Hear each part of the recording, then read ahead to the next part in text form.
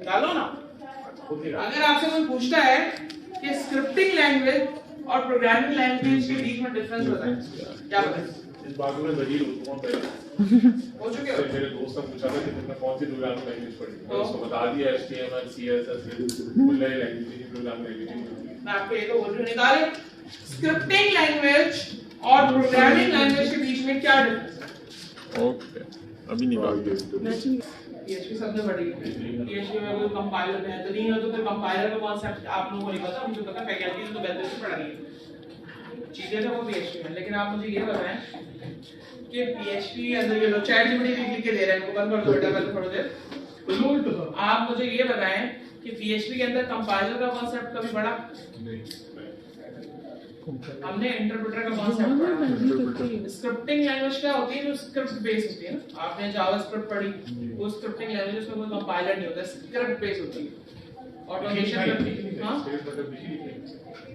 Web browser पे एक script चल रही है, आप स्क्रिप्ट तो होती है जब लिख के देते हैं वो सारी की स्क्रिप्ट लिखते ही है वेबसाइट पे भी। आप जो जिस स्क्रिप्ट की बात कर रहे हैं वो स्क्रिप्ट बिल्कुल ही अलग होती है। लेकिन हम स्क्रिप्टिंग लैंग्वेजेस अब तक जो हमने पढ़ा है, जावास्क्रिप्ट, एडवांस जावास्क्रिप्ट, PHP, ये सब क्या है? अच्छा, लारावेल पे आते हैं तो लारावेल पे थोड़ा थोड़ा जो है ना कंपाइलर का कांसेप्ट आ रहा होता है, MVC का कांसेप्ट आ रहा होता है, सही है। लेकिन PHP तक स्क्रिप्टिंग लैंग्वेज रही है। प्रोग्रामिंग लैंग्वेज हम अभी पहली बार पढ़ रहे हैं। स्क्रिप्टिंग लैंग्वेज के अंदर कंपाइलर नहीं होता, सिर्फ इंटरप्रेटर होता है, जो कि वेब ब्राउज़र उसको इंटरप्रेट करता है और आउटपुट दिखा देता है। ब्लैंक स्क्रीन पे आके आपने कोई भी प्रोग्रामिंग लैंग्वेज नहीं पढ़ी है। पुराने करिकुलम में हम सी लैंग्वेज पढ़ते थे। स्क्रिप्टिंग लैंग्वेज की मदद से आप बड़े-बड़े सॉफ्टवेयर डेवलप नहीं कर। अब तो खैर ये स्टेटमेंट ही मेरा गलत हो गया, क्योंकि अब जावास्क्रिप्ट तो इतनी बड़ी खानदान इसने बना लिया है, रिएक्ट बना लिया, एक्सप्रेस बना लिया, सब बना लिए। लेकिन एक्सप्रेस को भी कंपाइलर की जरूरत पड़ती है। नोड को कंपाइलर बनाते हैं, उसके बाद चलते हैं। लेकिन समझ आ रही है? प्रोग्रामिंग लैंग्वेज ये जो आपने अब तक पढ़ी है ना, वो सारी की सारी स्क्रिप्टिंग लैंग्वेज है। जो वेब ब्राउज़र पे स्क्रिप्ट क्या होती है, वेब ब्राउज़र को दिखा देता है जावास्क्रिप्ट 2+1। लेकिन इतना ज्यादा आपकी प्रोग्रामिंग लैंग्वेजेस जैसा नहीं। अभी आपको मैंने डेफिनेशन ढूंढने बोली, कोई एक पॉइंट जो मेरे समझाने के बाद आपको समझ आता है निकालना। मैंने सबको समझा दिया प्रोग्रामिंग और स्क्रिप्टिंग क्या होती है। आप देखिए स्क्रिप्टिंग और प्रोग्रामिंग क्या होती है। क्या पूरा लाइन फाइल में लेना और वो ऐसी भी क्या मजबूरी है, उनको ट्रांसलेट कर रहा है, ऐसी दिखा दो मुझे ये लिखा हुआ समझ नहीं आ रहा। और सी यानी कि कोई भी प्रोग्रामिंग लैंग्वेज जो है, प्रोग्रामिंग लैंग्वेज कहती है compiler based language. Compiler language क्या करती है, जो प्रोग्रामिंग कोड होता है ना आपका, उसको मशीन लैंग्वेज में कन्वर्ट करती है। अब मैं इसका एक ऑप्शन बताती हूँ। आपके ना वेब ब्राउज़र के अंदर भी इंटरप्रेटर होता है। इंटरप्रेटर का मतलब एग्जीक्यूट करवाना। आप ब्लेंडर में डाल दें कोई मैंगोस और उसके बाद उसको ब्लेंड करें, तो वो एग्जीक्यूट कर रहा है ना अपना। एग्जीक्यूट करके फिर आपको आउटपुट देगा। वो आउटपुट आपको जिस फॉर्म में चाहिए, पूरी लिक्विड चाहिए, थिन चाहिए, थिक चाहिए, आपकी मर्जी। इंटरप्रेटर समझ में एग्जीक्यूट करता है। किस पे एग्जीक्यूट करता है? ब्राउज़र पे।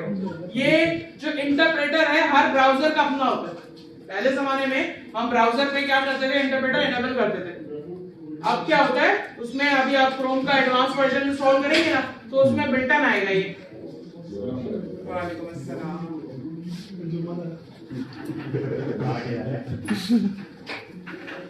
लग रहा है आपने ब्राउज़र को एक स्क्रिप्ट दी,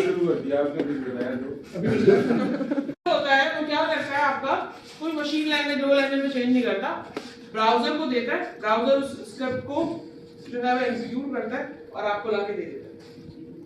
प्रोग्रामिंग लैंग्वेज की बात करते हैं। प्रोग्रामिंग लैंग्वेज के अंदर एक कंपाइलर होता है। आपने प्रोग्रामिंग लैंग्वेज लिखी इंटीजर a = 10, ठीक है, सीपीयू के पास जाता है। सीपीयू को a = 10 समझ में नहीं आता वैसे, वो समझता है मशीन लैंग्वेज। समझ में आ रही है ये चीज?